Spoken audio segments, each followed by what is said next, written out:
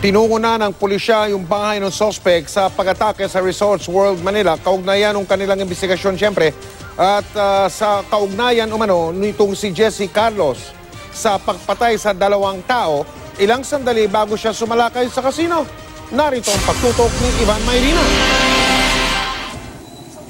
Nakataob pa ang BMW na ito nang abutan ng GMA News noong gabi ng June 1 sa Paco, Maynila.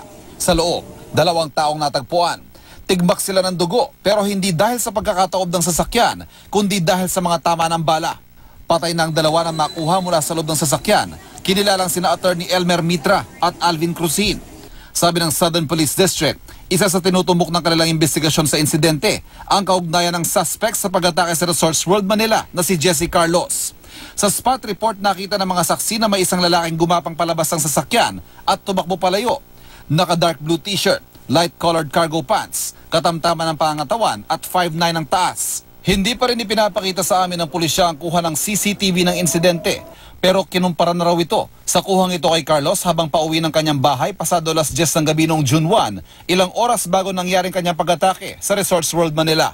Kanina pinroseso ng Scene of the Crime Operatives o SOCO ang sasakyan para kumuha ng physical evidence. Looking for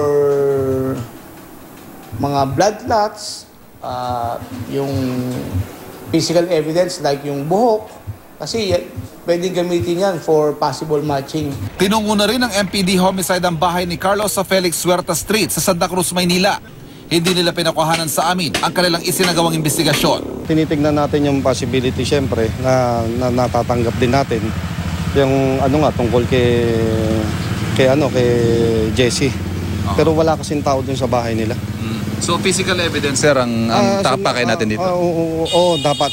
Tapos makapag-interview kami. Nananatili namang tikom mabibig ng pamilya ng mga biktimang sina Attorney Elmer Mitra at Alvin Cruzin kaugnay sa krimen.